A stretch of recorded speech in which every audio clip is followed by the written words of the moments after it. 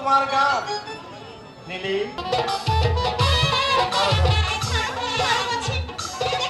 না ছাড়বো না, কিছুতেই ছাড়বো না। না না যবে মিলি পড়েছে তখন আমাদেরই গুলো তোর এখানে রসবন্তের অপরাধ ক্ষমা করো দাদা। এই সাত সকালে তোমাদের এখানে প্রেমের খেলা চলছে, জানলে আমি আসতাম না। বাচালতা করিস রে পল্লব। বড় লোকদের বড়দের সাথে কিভাবে কথা বলতে হয় সে শিক্ষাটা তোর আজও হলো না। আমার এই কথায় তুমি রাগ করলে দাদা? অথচ 2 বছর আগে এর যে কত অন্যায় কত আবদার তুমি মুখ বুঝে সহ্য করেছো। পল্লব কোনোদিন কোনো কিছু না বলে সব আমার সমস্ত অন্যায় আবদার তুমি মেনে নিয়েছো দাদা। আদর করে তুমি আমাকে বুকে টেনে নিয়েছো। পল্লব তবে কি সেই কথাই ঠিক? কি ঠিক? না দাদা, কিছু নয়। বলছিলাম কি, আজ আমার পরীক্ষা জমা দেবার শেষ দিন। তার জন্য আমি কি করব? টাকা জমা না দিলে যে শুধু টাকা টাকা টাকা। আমি কি টাকা তৈরির যন্ত্র? না আমার কাছে টাকার গাছ আছে যে চাইলে দাদা না, আমি টাকা দিতে পারবো না। তাছাড়া পরীক্ষা দিতে হলে অনেক টাকার দরকার, সে টাকা আমি দিতে পারবো না। তাছাড়া পরীক্ষা দিয়ে কি হবে? এ পাস করে তার চাকরি পাবি না। তা হয়তো পাবো না, তবু এতদিন যখন পড়ে এলাম, আজ সামান্য এই টাকার জন্য পরীক্ষাটা তো হবে না। চেষ্টা করে সামান্য টাকা দাও, তুমি টিউশনে করে জোগাড় করতে পারো। সব সময় দাদার কাছে চাইতে তোমার লজ্জা হওয়া উচিত।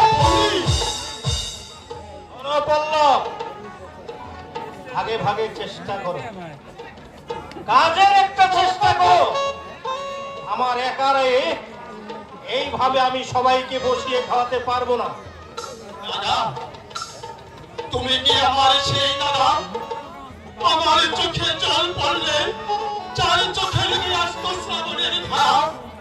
আমি কাঁদিলে যে শ্বাস দেহে বুকে টেনে নিত।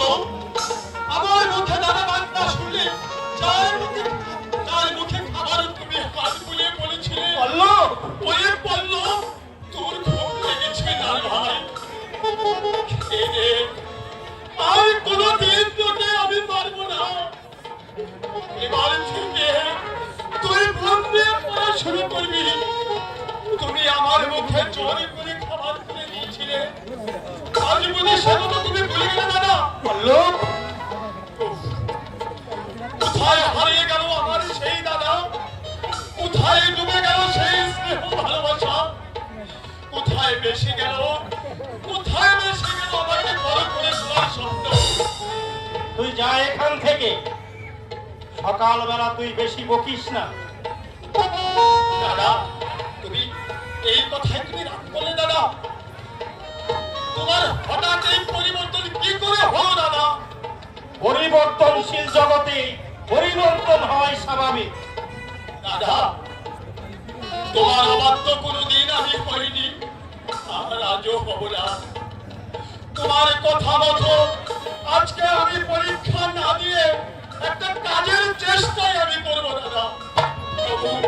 তবু তুমি আমাদের এই ভ্রাতৃত্বের মধুর সম্পর্ক বিলীন করে দিও না দাদা, কোনোদিন বিলীন করে দিও না। তোমাদের মা ছেলেকে আর জ্ঞান দিতে হবে না। যাচ্ছি বৌদি, আমি চলেই যাচ্ছি। তবে আমার তো ঠাকুর পরে একটি কথা তুমি মনে রেখো, যে মা তোমাকে নিজের মেয়ের চেয়েও বেশি স্নেহ ভালোবাসা দিয়ে লালন পালন করেছে, তার জন্য কোনোদিন তোমরা সুখী হতে পারবে না, কোনোদিন না। না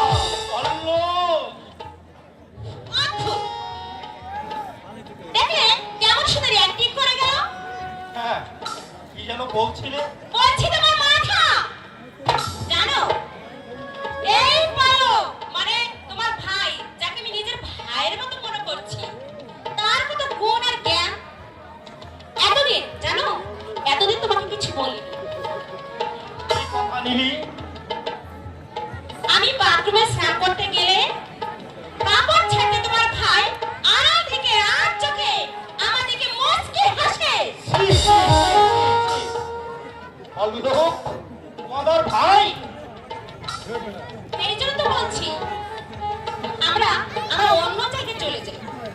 ঠিক আছে, আজই আমি কলকাতায় যাচ্ছি।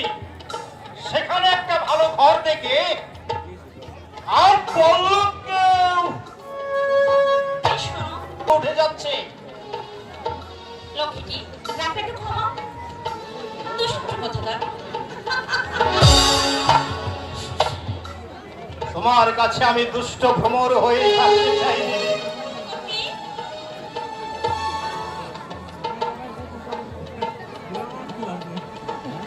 8:10 ট্রেনের সময় হয়ে গেছে।